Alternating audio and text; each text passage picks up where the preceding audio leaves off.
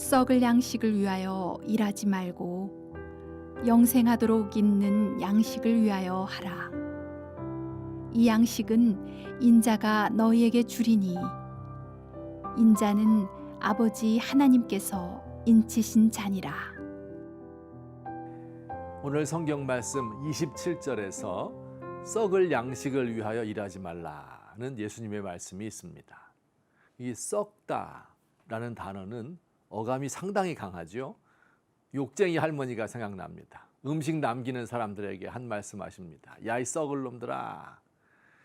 때로 우리 사회 곳곳에서 썩은 냄새가 진동한다라는 표현을 쓰기도 하는데 그 사회가 타락해서 가망성이 없을 경우 가리키는 말입니다. 그런데 예수님께서 우리가 먹는 밥을 가리켜서 썩을 양식이라고 하신 것은 너무한 것이 아닌가 하는 의문이 듭니다. 이 말씀을 오해하면 안 됩니다. 이 말씀이 직장을 그만두고 복음 전하는 목사가 되라 하는 의미이거나 일하지 말고 밥도 먹지 말고 교회만 나오라 하는 말은 아닙니다. 성경은 이마에 땀이 흐르도록 노동을 하고 그 대가로 가족을 부양하는 것을 신성하고도 고귀한 의무로 가르칩니다. 육신의 떡을 얻기 위하여 일하는 것이 믿음이 없는 일이거나 부끄러운 일이 아니지요. 최선을 다하여 우리의 직업을 통하여 하나님께 영광을 돌려야 합니다. 그렇다면 예수님의 이 말씀의 뜻은 무엇일까요? 왜 예수님은 우리가 먹는 고귀한 밥을 썩을 양식이라고 표현한 것일까요? 이 말씀을 이해하기 위해서 그 당시의 환경을 이해해야 합니다.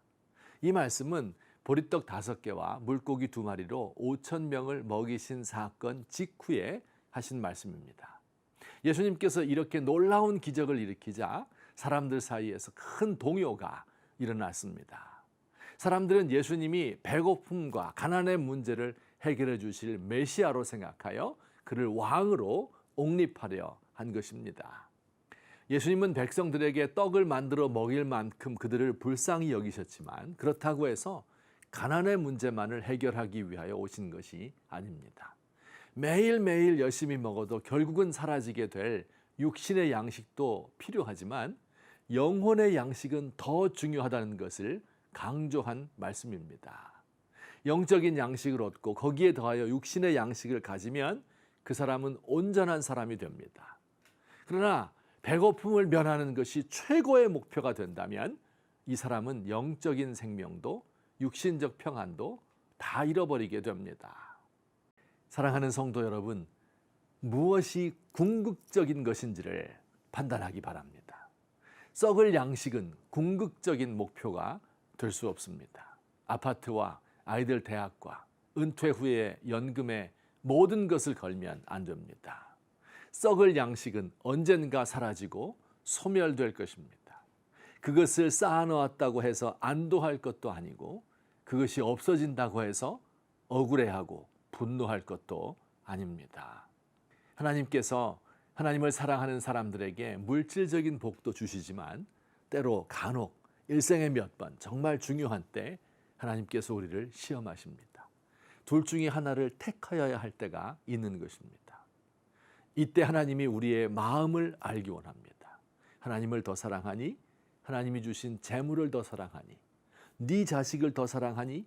자식들을 주신 하나님을 더 소중하게 여기니? 둘 중에 하나를 택해야 할 때가 있습니다. 아빠가 퇴근하면서 먹을 것을 사옵니다. 저희 아버지도 어렸을 적에 샌베이 과자나 홍옥 아니면 국광과 같은 사과도 사오고 또 1년에 몇 번씩은 전기구이 통닭도 사오셨습니다. 이 아이들은 아빠가 오실 때를 기다리고 초인종이 울리면 얼른 뛰어갑니다. 아빠의 손부터 봅니다. 아이들은 아빠보다 아빠의 손에 들려있는 과자 봉지를 더 좋아하는 것 같습니다.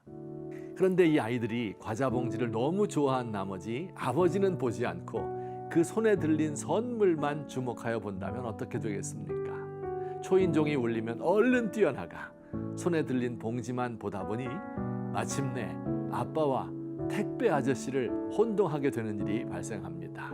아빠는 오지 않아도 아무 상관도 안 합니다. 택배 아저씨가 더 많은 것을 가져다 주기 때문입니다. 이 얼마나 어리석은 일입니까? 하나님, 우리 욕망을 채우기 위하여 예수를 믿는 때가 많습니다. 우리 예수님을 시장 경제의 수호자로 혹은 우리 민족의 수호신으로 생각하는 어리석음을 범하기도 합니다. 썩을 양식을 주는 왕으로 옹립하려는 사람들을 떠나 홀로 쓸쓸히 산으로 떠나가시는 예수님.